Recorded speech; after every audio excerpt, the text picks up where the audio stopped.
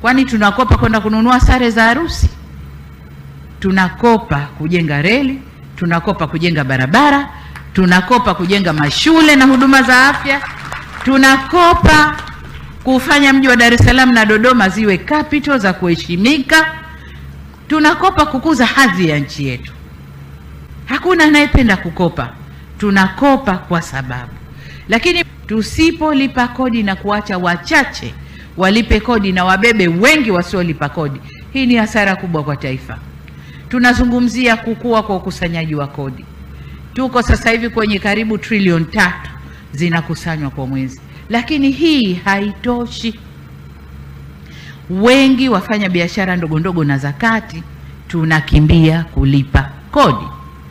Kwa naomba mshirikiane nasi, lakini mkifanya hivyo tunailinda nchi yetu na kuwaomba, tunailinda nchi yetu na kupunguza mikopo.